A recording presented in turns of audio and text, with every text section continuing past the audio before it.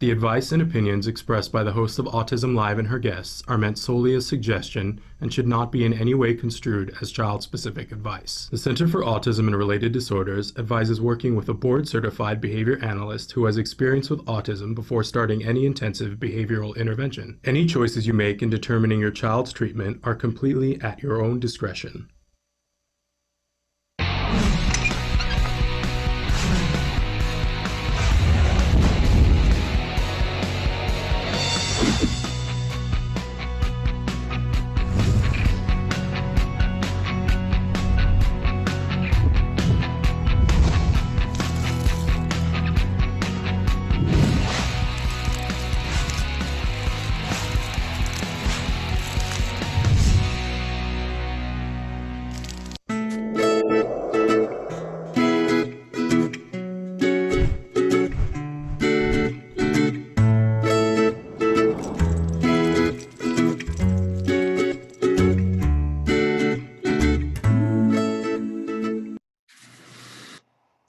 Good morning and welcome to Autism Live. I'm Shannon Penrod, and today on Friday we do Let's Talk Autism with Shannon and Nancy. And Nancy Allspaw Jackson is not able to be with me this morning. She has something that she needs to do with her son Wyatt. And we want to give a big shout out to Wyatt, who graduated from high school this week, which is absolutely amazing.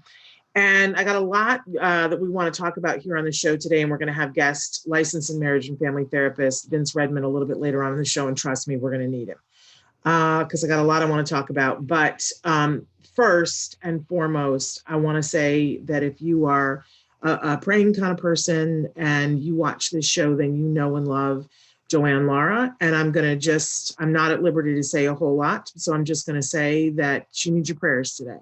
So if you are that praying kind of people, just say a word for Joanne this morning, and she will be ticked at me for having said that to you. And I'm with love, Joanne. Go ahead, be ticked at me. I hope you call me up and yell at me. That would make my freaking day because I love you so. So, man, a lot has gone on this week. And let me just say that we are a world, and especially a nation, that is struggling. And everybody is having a lot of emotions right now. And it seemed to me last night that there was like the scales had tipped a little bit and it went to pure anger. There's a lot of anger going on in the world right now. And I'm a firm believer that where there is anger, there is fear below. That at the very bottom of all anger is fear, fear, fear, fear, fear. And I was seeing anger sprouting up everywhere yesterday, including in myself. I'm angry. We should be. Everybody should be angry right now. God knows there's enough to be angry about, right?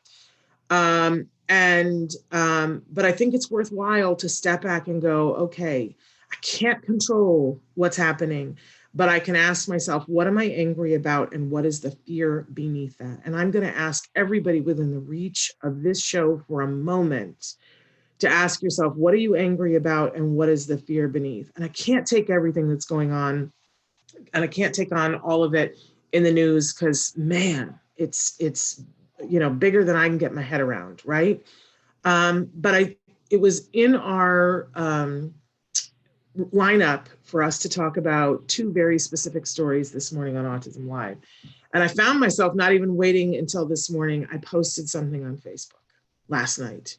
Something that I just couldn't hold back. And, I try to show a great deal of restraint on Facebook because I believe at the bottom of everything, everybody gets to have an opinion and everybody's feelings are valid. And to say anything else is just crazy town, right? But I want us to make sure that we're feeling what we're feeling because it's what we're feeling and not that it's masking a fear that we're doing. So what am I talking about? There were two stories in the news this week. Horrible, horrible stories. One, and if you watch the show, you know that I believe that people do things for attention. And so I don't like to say people's names. I know when Nancy is here and we're doing a news story, I won't say the name and Nancy will read the name. And I'm like, don't say their name. You're giving them attention. So I'm not going to say people's names. I'm going to refer to them as Mom 1, who is the psycho mom. And then I'm going to refer to them as Mom 2, who is the YouTuber mom. Okay. And one of the things that I hate the most right now is false equivalency. A lot of you are mad at both of these moms, and God knows, like, you are entitled to all of the emotions that you have, right? I'm not trying to say don't feel what you're feeling, but let's be productive about this. So we have mom one, psycho mom, who I don't know what her deal is. I seriously don't, but it scares me to death. And I like to be afraid, and so it brings up me an anger and a rage on behalf of our kids and individuals who are on the autism spectrum, because I want to protect them from people like her. I seriously don't know what her deranged deal is, but she's deranged. And how do I know that she's deranged? Because I watched the video of her pushing her child in the canal and then running away. And I, am able to see the look on her face, and to know that 2 minutes later, she ran and got help for him. They came back and helped him out of the water. And then an hour later, she took him and drowned him, did the deal again, managed to be successful that time, and then ran to the police and said that two Black men had stopped her car and asked her for drugs and took her child. And she asked for help from people in the autism community to help her child who was missing. She's deranged. That is psycho mom. I don't like I said, she scares me. And all I have wished this week is that somebody could have found her or that kid before and been able to say, are you not able to do this? Let me take him. If you can't do this, somebody else can. Don't do this. You got something going on, Cookie, that I don't know if it can be fixed, but for sure, it's not our top priority. Our top priority is getting your kids safe and out of your deranged clutches. Like, how many hours did I spend this week thinking, man, I hope that if there are people who feel this way, they will step forward and they will go, I can't do this. I cannot do this. And listen, we're not saying that that's an easy thing to do, right? But anything, when things like that happen, I want to be able to have a rewind button, rewind and go get that kid. Am I alone here? I think a lot of you feel this way and felt this way too. So along comes story number 2 with mom number 2, YouTuber mom. And we hear that she has put out a statement that she has rehomed her 4-year-old that she adopted from China. And man, the wall of anger. And listen, I get it. Have your feelings, totally have your feelings, but look at what the fear is. What is the fear underneath that? Because I guarantee you there's some fear under there. And I have fear. I have fear because a lot of time now I talk to moms whose kids are at different stages on the spectrum, who are realizing that they have come to an impasse where they are no longer able to serve their child. And it's for a lot of different reasons. Sometimes it's because the parent has developed an illness and they physically can't do it, right? Other times it's because the parent is so emotionally drained that they're not able to do it anymore. And sometimes it's just that the kid is so big that they're not able to do it anymore. Sometimes it's that the routines are so ingrained that they can't change it, right? But the truth of the matter is that sometimes it's better for a child to not be with their parents. And this crosses every single line there is. It isn't just about autism, but it's prevalent in autism. And by the way, I have come to see, because of my wonderful friend, Joanne Laura, who again needs your prayers today, that it is the natural course of things for eventually, when kids are older, to not live with their parents. That it should never be a thing that a child stays with their parents forever. And I'll tell you why, because this is where we really get into the fear, folks. We are all afraid of what happens when we're not. What happens when we're not here to take care of our kids, and who will be there? And will that be someone who's responsible, or will that be somebody who rehomes them? Right? Isn't that part of it? If we are afraid of who takes care of our kids when we are not here, I deal with on a daily basis parents who have teens, young adults, and middle-aged adults who say, I'm stuck. I feel like I'm only a good parent if I can see that they would do better if they were someplace else, but I feel like I wouldn't be a good parent if I placed them in a group home. If I put them in their own apartment, I would feel like I was giving up. And they struggle with those feelings of guilt. But we've seen, folks, that the reality is that that parent eventually dies or goes in the hospital, and then it's this wham bam, we have to do it quickly, and it's really hard on the individual. Now, I'm not trying to create a false equivalency. This was a 4-year-old little boy. But even 4-year-olds, there are some parents who are not equipped. And I get it. Part of your anger is that you feel like she capitalized on her children. She monetized them. She got sponsors. I got to be honest with you guys that as a person who made a decision many years ago, I tell you guys all the time that I was on the floor praying and said, please help me to help my child. And if you help me to help my child, I will do what you showed me to do, and I will turn around and help whoever I can. And that has been a jagged little pill, right? Because I want to be there to help parents, but it has also meant giving up a piece of our privacy and a piece of my son's privacy, which I don't take lightly.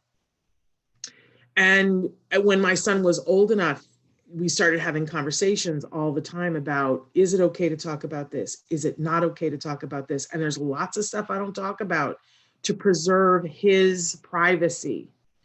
There are things that I tell you guys about, and there are things that I don't.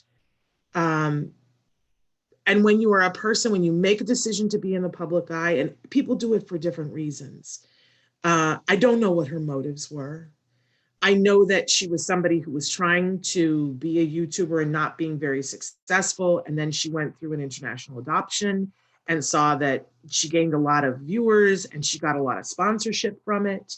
I know that, there was a moment when they weren't looking to adopt a special needs child, but like a lot of people who go through international adoption, they are given classes about the fact that the reality is you probably are adopting a child who's special needs and you better get used to it. But you know what? You can explain that to somebody till the cows come home, and the reality of it is different. And, she tried. She wasn't up to it. Her family wasn't up to it. I don't know why. But I can guarantee you that it was not an easy decision to decide to let him go to somebody else and to go permanently. I can't imagine doing that. I really cannot.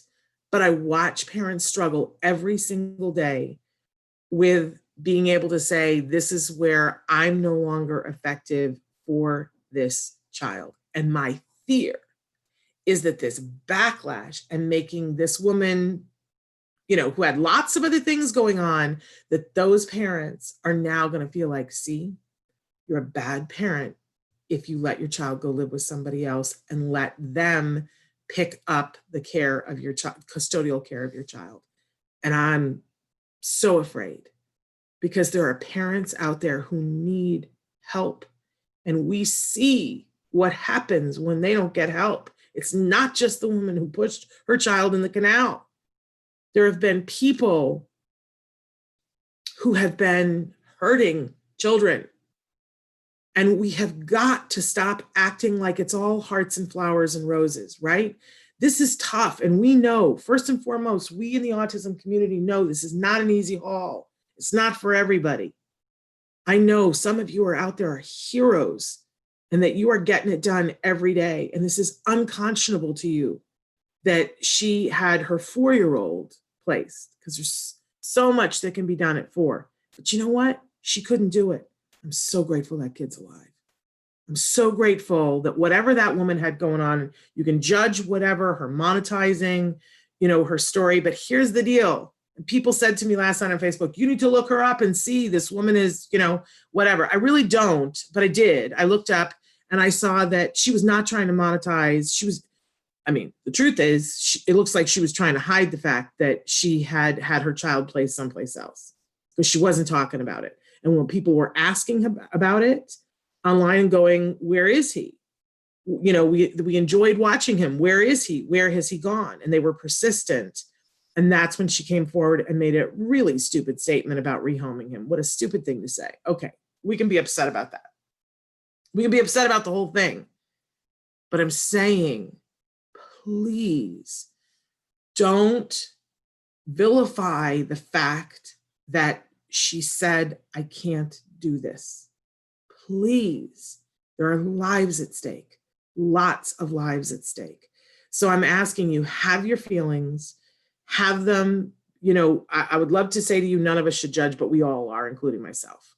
We're judging, but look at where your fear is. What is your fear? I feel like for a lot of us, our fear is that in moments like this, we go see people don't get it. And it's just us and our kids. And we got to protect them that much harder, right? That's not entirely true. There's a lot of people who get it and a lot of people who care about our kids and would give their lives for our kids. But there are some people who aren't, and we just gotta look and know the difference, right? And I gotta say, God bless the parent who is willing to say, yeah, tag out, I can't. But for the good of that child, I'm gonna make sure that there was somebody who can. And from everything I hear, YouTuber mom did that and psycho mom didn't. They are not equal. They are not even. Feel free to be mad at me and say how much you dislike what YouTuber mom did. But at least that kid is safe. And I understand that there's an emotional component to it. It's not great, right? But at least he's alive.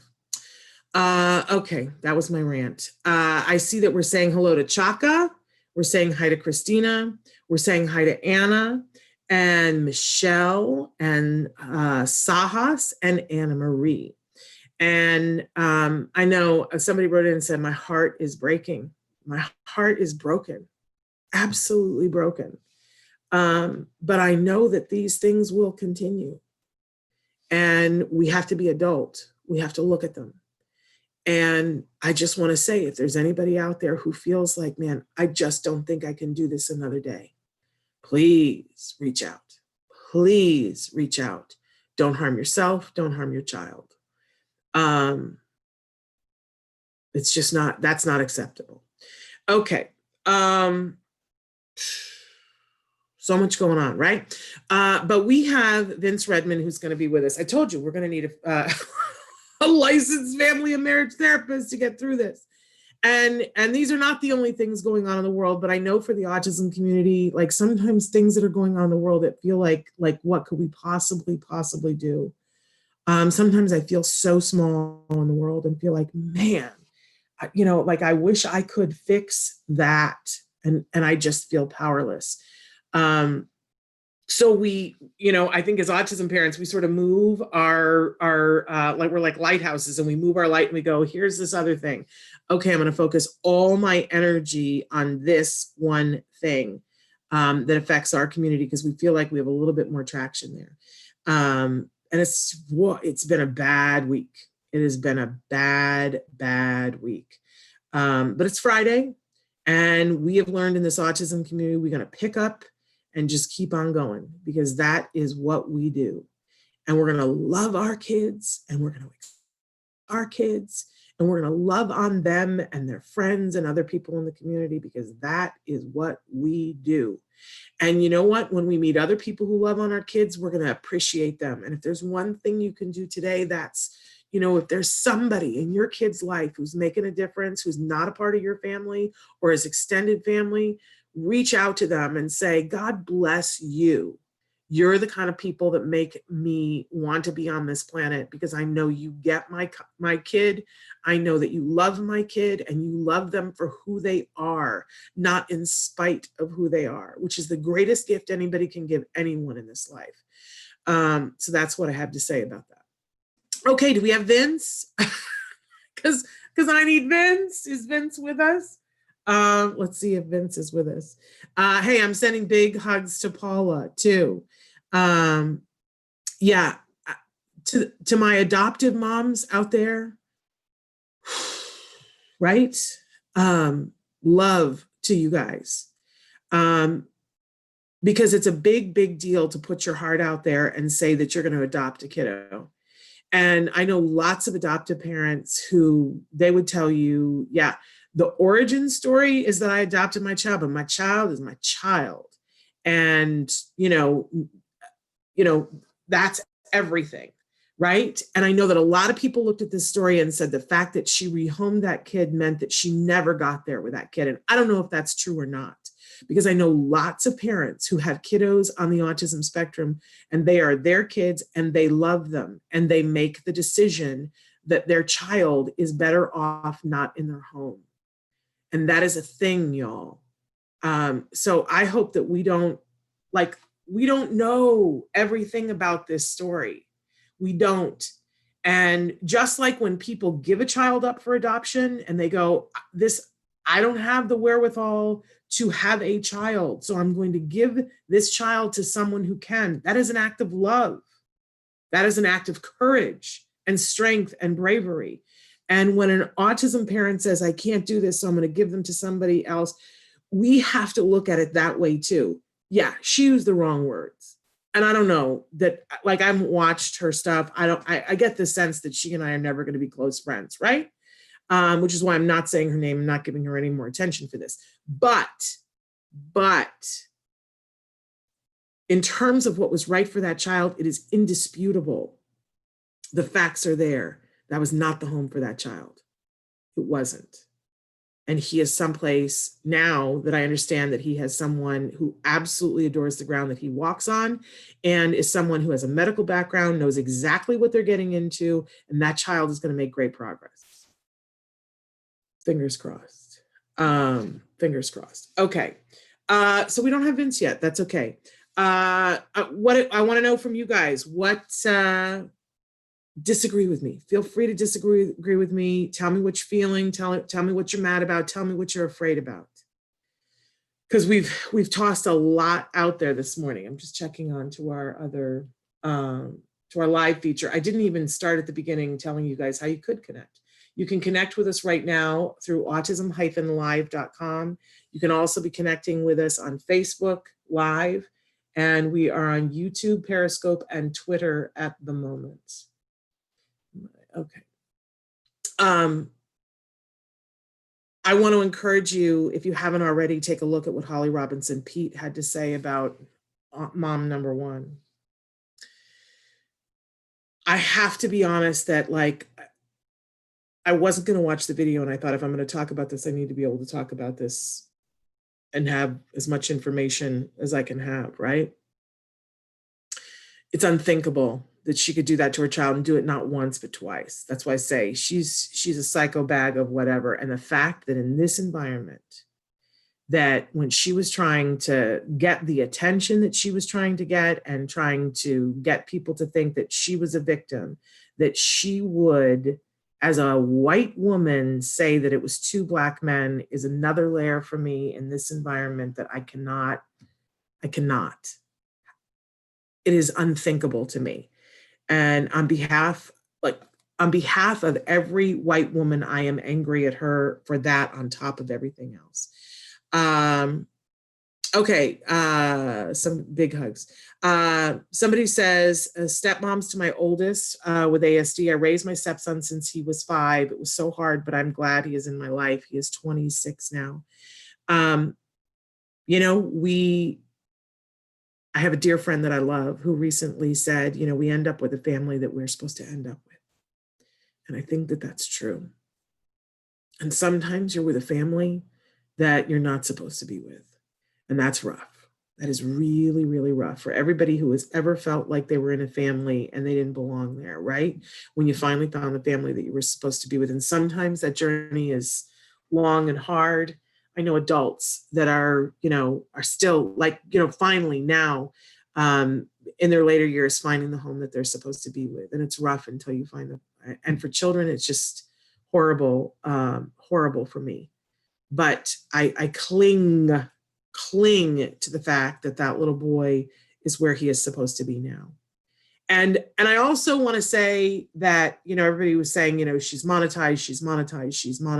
And, people have said she should have to take down every post where that includes him that she monetized. Don't worry, like, she's going to lose her sponsors for that. If that's really what you need, trust me, that's already in the works. Somebody said, I was terrified about not being around my child when he grows up. He was 3 at the time, and now he's almost 5. I got to be honest, I really have spent a great deal of time being afraid of what would happen if I wasn't there for my child. And in fact, it's my OCD went, because my husband and I were almost in a car accident at one point when my son was probably 5. And no, he just turned 5. And I got upside down.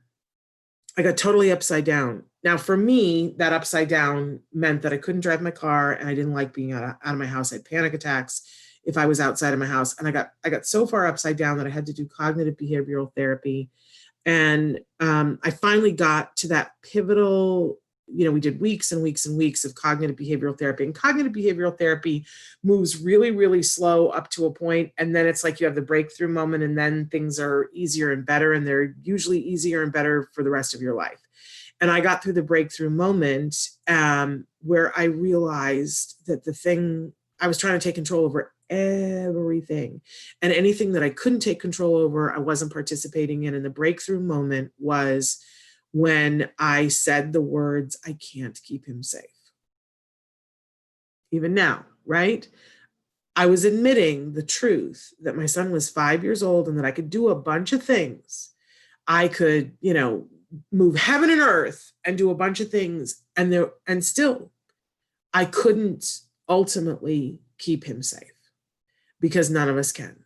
When our children are out in the world, walking around and breathing, it's that thing of your heart has this tether and your child is away from you, and you have to trust. You have to trust, and you have to pull on whatever faith you have to know that your child is going to be okay. What I was able to do once I had that breakthrough was that it becomes the serenity prayer. Grant me the serenity to accept the things I cannot change, and the courage to change the things I can. So I was able to look at it and go, I'm not able to keep him safe 100% of the time, but here are the 3,000 things that I can do to teach him safety. Here are the 3,000 things that I can do to ensure that our home is as safe as possible. And here are the things that I can put in place for when I'm not here. I know, everybody take a breath, right? But the truth of the matter is that we all have our way of dealing with that. And I made the decision that I was going to make sets of godparents, because there wasn't one person that I could leave my son to and say, I know that they'll be okay and he'll be okay, and they'll be able to muster through this, and they won't go, I can't do this. I'm going to rehome him, right? I decided that was too much for one person. So my husband and I made sure that there were, there's a family member that she and her husband are, the people who were designated to be responsible if anything happened to my son for his guardianship. But we thought of everything that we would want for him to do, and we went and got godparents for that. So, for instance, we love theater, and we wanted him to know about theater. And so we went and asked friends of ours. One of them is someone who's directed on Broadway, and the other one is a brilliant playwright. And we said to them, will you please be his theater godparents? If anything happens to us, you are responsible for raising him in theater. And then we went to other friends who were lawyers and said, you're responsible for being the people that if he has a legal question or if there's something legal happening with him, you're up. And these people may call you. And we have ABA parents that if something's going on, that they can call and reach out to him. And we have, spiritual godparents. We have all of that different stuff. Okay, to my friend who says, can't wrap my head around any of this, babe. All I know is that you're doing great work, and I'm here if you need me. Thank you so much. I adore you. I know it's extra hard for parents who have adopted to think of somebody, and I know you guys are saying it's like giving a dog back. But if your child needed something, If your child needed something right now and you knew for sure that you couldn't do it and someone else could, the main thing you would do is let them do that, right? And that's what this is. Someone else says it's almost every parent's nightmare. This is why it's so important for us to make our children as independent as possible. I don't want anyone to take advantage of my son, and so I have been dedicated. It's a very hard thing. I heard they put godparents on birth certificates now. Yes, and typically godparents are thought of as the people who are responsible for an individual's spiritual upbringing. And we just decided, let's take that to every little pocket of life. Like who do we know is really good with finances? Like a series of experts that we have lined up for our son so that if he needs something, who's somebody that would give him a job no matter what, and will always have jobs available. Like who are so that it isn't, we tried to think of building a network instead of just thinking who would we leave him to. Now my kiddo is turning 17 a week from today. And so let me just tell you that I have in my head been thinking for the longest time, I have all this time. And now I'm like, I got a year. He will graduate from high school and turn 18 on the very same day. And we made the decision many years ago. We sat down with him when he was a teenager and had a conversation with him and explained to him what conservatorship was. And we talked about what that decision would be based around, because my son was cognitively at a place where he could have that conversation. And we talked to him about showing that he had a few years to show us that he was responsible enough that that would not be a thing. And so we are in the very lucky position that he will not be conserved in any way. So on that day, a year and a week from now, he will have total autonomy. And so I have a year to have a say and to front load him with everything that I can possibly think of. And I won't be able to do it all. I won't. There will be things that he needs to learn on his own. And you're all going to have to hold my hand because it's going to be very, very hard for me to let go. So there we have it. I want to know for you guys, I don't know where Vince is. Traven, I have not heard from him. And we need a licensed marriage and family therapist right now. Like, honestly, couldn't we use somebody like that? Okay, I want to switch topics entirely, and I want to talk a little bit about what we're going to be doing next week. And then if Vince gets here, he might have been held up. So next week on the show, we've got some really wonderful guests. On Monday, we're going to have Bonnie Yates, who's going to be with us, special education attorney. And if you were here yesterday, Bonnie was talking to us, and it's, IEP season, and she's busy. But she mentioned, and a lot of you have been reaching out saying, we don't know what to do about the summer because we're not having extended school year. And what do we do? And we're in IEPs right now. And, there's the potential right now to be asking for some compensatory education during the summer to make up for the time that they've lost in these last 2.5 months, but also to make up for what they would have had for extended school year. And a lot of school districts are just, they're like raising their shoulders and going, we don't know what we have available for you because we don't have things. So Bonnie had heard from another attorney about a service called Air Tutors. And these are people that do one-on-one tutoring online. And they're pretty much available on demand, and they cover a wide ground of things that they will tutor because they have tutors in different places that specialize in different things. So if you wanted test prep, and by the way, I called them yesterday. They are going to be on the show on Monday. So we're going to have Bonnie on the show, and then we're going to have Hassan from Air Tutors is going to be with us on Monday morning. But I already had an opportunity to talk to Hassan, and at first glance, I'm really impressed because they started this business because they were working with an individual who had unique needs. Because so often we look at something and we go, well, that sounds like a great idea, but can they handle kids who have ADHD? Can they handle kids who have autism? Can they handle kids that are, mirror, 5, can they handle them when they're 15? Like, what can they handle? And he seemed to think that he pretty much can handle anything you guys can throw at them. So I'm very excited about that. That's going to be on Monday. On Tuesday, Tuesday is our day now that we're going to be featuring games and puzzles and things. And so we have a gentleman from Masterpieces Inc. who's going to be here with us talking about puzzles, because so many of you have taken to doing puzzles, and these are unique puzzles. These are above and beyond puzzles. So we're going to tickle your fancy on Tuesday with some puzzles, and we probably will squeeze in some meditation on Tuesday too, because we haven't been getting to it on Thursday. On Wednesday, Evelyn Kung is going to be here with us, and she's going to be answering your questions. On Thursday, you ready for this? Yadira Calderon is going to be with us. We've had her on the show before. She's an amazing mom. Her site is the Autism Happy Kingdom. And she has a daughter who's on the spectrum. And recently, Yadira lost her mother.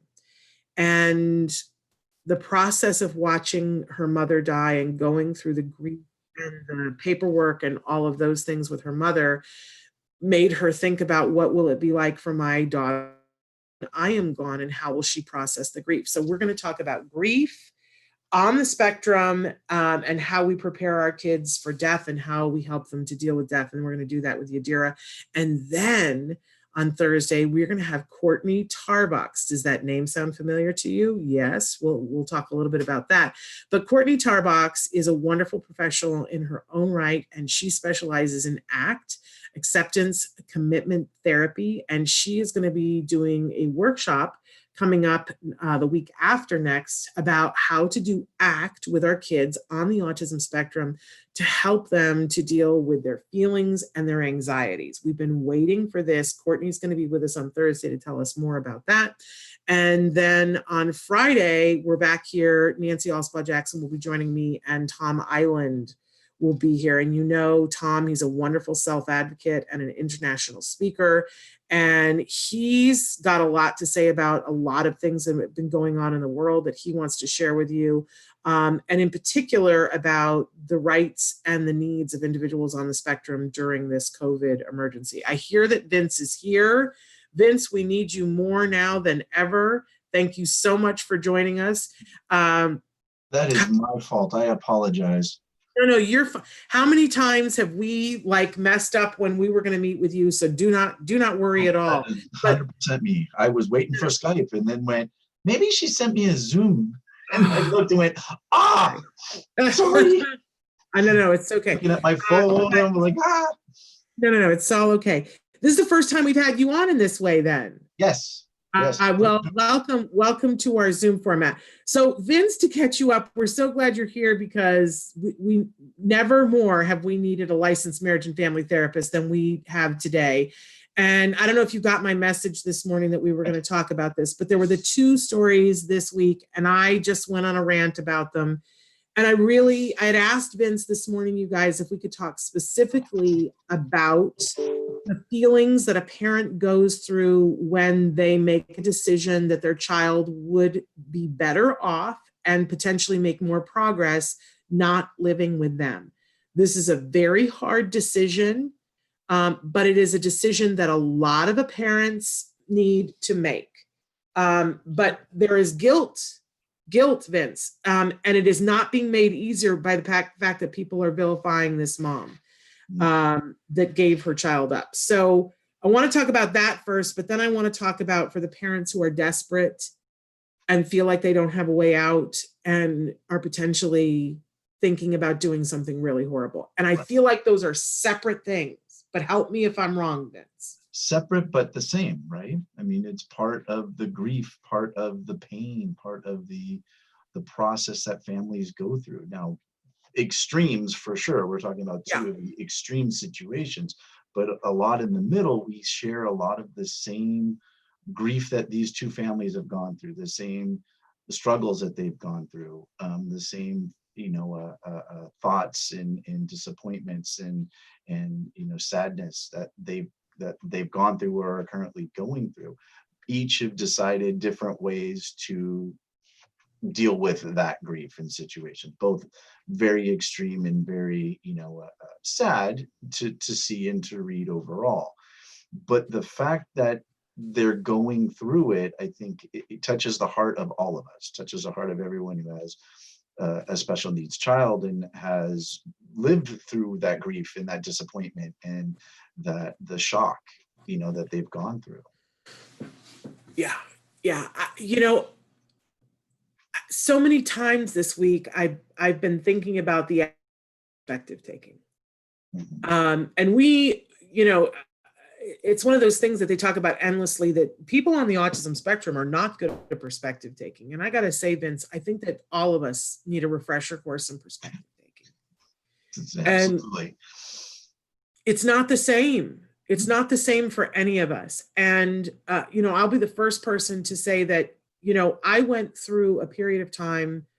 I might have gone through 2 years, 2.5 years, maybe even 3 years, where my kid was, kicking my can. I got punched in the head. I got bit. There was a day when I thought that was the rest of my life.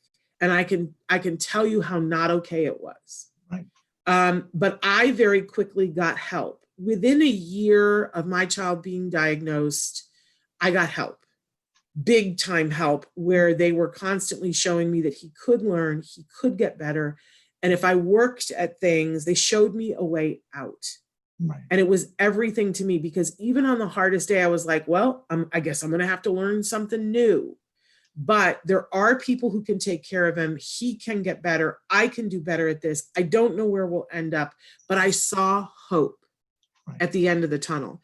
I talk a lot of times to families who have not gotten there, that they feel like there is no hope. They feel like they can't get out.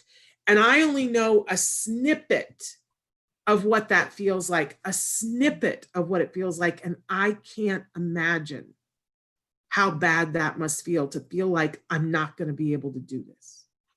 And like you said, we haven't, while we maybe have similar boots, we have not stepped in their boots. We don't know what their dynamic is. We don't know what was going on in those families. We don't know what was going on in their lack of support. Maybe they weren't getting support. Maybe they weren't getting the professional guidance that you found and sought, right? It's not, while it's readily available, sometimes it's hard to find. We've all experienced that.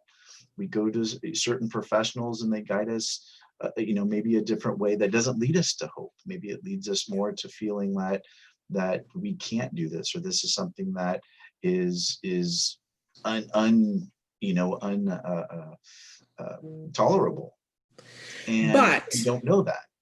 But I want to be clear and keep saying it, that hurting your child or anyone else's child is never okay. Never. There's never excuse for it. There's never mitigating factors. No, it's against the law. It's morally inconceivable, and it isn't okay. And we can say that somebody was mentally ill, but that is not an excuse for harming or killing someone. Right. I just want to be clear about that, because people, they'll go, well, are you getting wishy-washy on this? No. Oh, no, not at all. It's like you said, it's understanding that the pain and the suffering that they're going through, that the parents are going through, that's not a reasonable, rational, or an acceptable result. The one family that I can't even say it. It's hard to even say, right? I know. But it does ring bells to the professional communities that there's families out there that need support. There's families out there that need that hope, that need that faith, that need to be led to support so that they can be helped. Not just the child, but the family as well, in dealing with their suffering, their grieving, their thought process. Because, let's be honest, obviously the thought process wasn't rational. It wasn't something that was leading to positive and effective decisions. But on the flip side, in many cases, we see that a child cannot remain and shouldn't remain with their family. Right. For instance, the child is 17 years old and he is big, and he, when he has tantrums, he has a small mom and he hurts her. right? That child, it is better for that child to not be at home. And in fact, Vince, we see that sometimes when that child goes to another home, that the incidences of the punching reduce, right? Yeah. And it's not the mom's fault, but if you physically can't get to the point where you can defend yourself, then that person is going to hit more and they're going to get more of a reinforcer for it. And it's not going to go away. Now, that's not your fault, but it's not the best environment for the child to be in. And there's hundreds of other examples of why it is best for someone to not stay with their residential family. Absolutely. What do you, oh, go ahead. Go ahead. Well, I was just going to say, Vince, what do you say to the, because I know I can list at least on one hand 5 moms that are currently in a position where everyone, the experts, their family, even themselves, have admitted to themselves that their child is not doing as well as home as they would someplace else, but they can't get over the guilt hump. They can't get over it. They're like, I feel like, who am I if I'm not the person taking care of my child? And why can't I do it? I should just get better. And it's killing them. What do you say to those moms? That you are taking care of your child.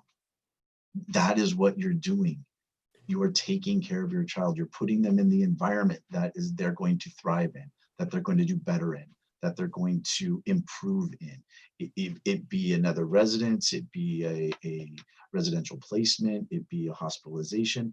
You are actually caring for your child by doing that. Right? Knowing our limitations as parents is huge. Knowing our limitations in, sometimes just like you were mentioning, sometimes it's just our physical limitations, right? You have a 17-year-old, 6'3", 250-pound, son. That could be very dangerous because we can't out-physical them. And so we need to put them in an environment where that doesn't work anymore, that they can't use their aggression, use their size to be able to manipulate and get, whatever they want or wherever they are. But to me, to parents, and I've worked with families for this for years, that is the first thing I say to it is you are exactly helping your child by doing this, because you're putting them in an environment, you're giving them the resources, you're giving them the hope, you're giving them the professionals that are there to help you, that are here to help them. Akin to taking your child to the hospital, right? If your child was very sick or had broken bones or was in an accident, we take them to the hospital so that the professionals are there to take care of them, right? Yeah. And that would be a similar analogy, is we're taking them to the professionals in an environment in which they will be helped. I feel like, Vince, that part of the reason why people are so mad, and believe me, I have my emotions too about this mom who, I hate the language that she used, that she rehomed her 4-year-old child on the autism spectrum. And I think one of the reasons why people are so mad is because it's a small child. And so they feel like I presume, I mean, I've heard people who have said, she shouldn't have given her child up.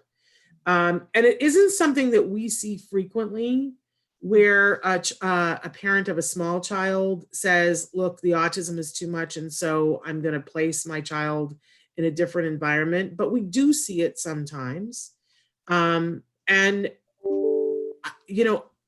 I don't know what you can say about this, but it's like, for me, if somebody has gotten to the point where that's what they're looking at, it seems a no-brainer to me that is a much better solution than letting it fester, because even if they don't harm the child, emotionally they're harming the child, because I think children can tell when somebody doesn't want to be with them, when they're a burden. Even a 4-year-old with autism can tell when they're not wanted. Am I crazy? No, you're exactly right. And the thing is, I think the big outcry is because this was done on a social media stage. Right? This actually happens a lot more than people know, because it's done with professionals in a way where the child's taken care of, the family's taken care of, they're placed, somewhere where they're going to be cared for, and they're going to be able to thrive as they continue to age. I think the outrage right now is because it's now been done on, by social media influencers on a social media stage. But you're right. We have to look at these situations. What is best for that situation? Now, again, I don't know this family. I don't know what they did or didn't do, but I agree with you. I feel that if they know their limitations and they know this is something they're not going to be able to provide the time, the effort, you know this more than anyone, the time, the effort, the patience, the practice that they're going to need to do to have their child survive, to have their child thrive, to have their child continue to progress and reach all their goals, it is better for that child and for them to have someone else that can do that for them, right? And Yeah, I want that child to be successful, and we yeah, want them to be successful. And if that's what they need to do, that's best for the child. Good for the yeah. child. I think with a lot of families, if they're having intense issues with a 4-year-old, and again, this does happen. It's not that it's never happened before, but it's never been so much in the public eye before. But I think the typical thing is if we're having this many problems with a 4-year-old, that more experts come in. Maybe the child is taken out of the home for a period of time, but the expectation is the child will come back to the home, and they another family, but I have seen it. I've actually seen it before where the child went out of the home to go be with someone else to be able to get intensive care because the family was not able to provide it because there were so many children in the home and the parents were working and so on and so forth. But that ultimately everyone decided that the child was doing so much better in the other place that everyone stayed involved in the child's life, but the child did continue to live with the other family, and eventually they became the legal guardians to the family because it worked. It made more sense. It was better for the child. And that, The go ahead. child was doing better. That was it. Yeah. The child was Yeah. doing better. The parent did what they had to do, even though it probably broke their heart, but the child was better, and that made it worth it. And that's what made the parent say, I'm still involved. I'm still a part in their life. He's doing well. Let's keep that going, right? But that parent stayed involved. That parent stayed involved in that treatment. They stayed involved and saw that it was working, which is, again, a different version of sometimes having the child in a different environment is beneficial. And you can do that without losing the relationship, without losing the bond, without losing the active participation in their lives. Yes, I feel that part of parenting is that forever there is going to be a piece of yourself that is going to put another human being before your own wishes, hopes, and desires. Right. That's what I personally feel like parenting is. That there's always going to be a piece of you that is going to put their welfare at least on a par with yours, if not above. I know that you're an amazing dad, Vince, and I know that there's nothing that you wouldn't do for your girls. And that sometimes as a parent, we have to make tough decisions that our kids don't like. Sometimes we have to do something for them that's hard in the long runs. I've been learning about letting my child grow up, which means that sometimes I have to let him stumble and fall so that he learns. I could do it for him and it would be easier, but then he doesn't learn. So there's lots and lots and lots of tough decisions in life. But if we always put it through that lens and go, what's best for the child, staying with the parent is not always the best decision. And ultimately, when the kids get older, frequently it is not the best decision. Right, right. And again, it's looking at each case in each situation and each dynamic differently, right? It's not a one size. I think what you're saying is it's not a one size fits all, right? No. We love children. We love, we dedicated our lives to not only our own children, but to, the thousands, if not more, children around the world. We love children, but we can't say that's the same case for every family, for every dynamic, and for every situation, because there's so many variables. So I love what you were saying is that, what's best for the child could be that, that's very wide open. What's best for them could be a number of things, even if it doesn't agree with what we would do. Yeah, absolutely. So, if I lived in a perfect world and I could hit rewind and we could go back in time, and let's start with the mom who, is the YouTuber. Because if there's a parent who's out there who has a 4-year-old and they're having a really hard time, what would we say to that parent about what resources could we give them to help them either to keep the child at home or to help them to get through the difficult process of saying, I can't do this? What would we say to that parent to help them in their process? The first thing is looking at some type of immediate relief for them. And some of it might be just talking to them about hope, showing them research, showing them all the great stuff that's now available to them, right? I mean, different than 10 years ago when a lot of this stuff wasn't as readily available to families, showing them the accessibility to treatment, showing them the results, showing them, different resources for family care, individual care, right? Really showing them the support network that's with them. So maybe they can take a big sigh and say, okay, I'm not alone. I do have people around me and professionals around me that will help me and will show me that hope, show me that guiding light, right? My first thing with every family is to try to make that immediate connection, try to make that immediate, you're not alone. There are a ton of resources that I am going to connect you with. Not here, go find them. I'm going to connect you with them. I'm going to connect you with social group or support groups, with professionals in ABA, professionals in psychology and counseling, whatever their family needs. So then this way we're guiding them rather than them leading. They don't know where to go, right? So I want to be the light for them. I want to give them the support, show them support. And going back to what you're saying, then that little bit of hope is our seed. And how do we grow the seed? Then that's continually working with the family, continually working with the child, start making progress, meeting goals, seeing changes, made in front of their eyes. Now that seed grows into a full flower of hope. Yeah. And then, for the families that are, sometimes I'm so afraid that people are too far gone to hear, but if somebody is out there and they are depressed and they feel that there's no way out, and they are having thoughts about hurting themselves or their children, Vince, what do we tell them to do? They need to reach out. You're not alone. You are absolutely not alone. You need to reach out to someone. You need to reach out to, first family members and family. If there's anyone that you trust, reach out to them and talk to them. If you feel you feel that that's too intimate, or there's not anyone around, maybe you moved or were displaced into an area that you don't have family and friends, reach out to a professional, reach out to someone who will help you, right? There's lots of support groups, lots of therapy options, no matter where we're at. If you're not sure of any, you can reach out to us. You can reach out to your local mental health services, county mental health services. They're able to guide you to different supports. My biggest thing is, do not try to do it alone. You need the support. You need someone to bounce things off of. You need someone to hold on to and let them guide you. Yeah. I think it's extra hard in this COVID emergency to be able to get a hold of officials and to get you call a friend and say, can you come over and be with my child? But because of COVID, it's that much harder. And, but there is, last ditch effort there. Every state here in the United States has a child welfare department. Call 911 and ask for them.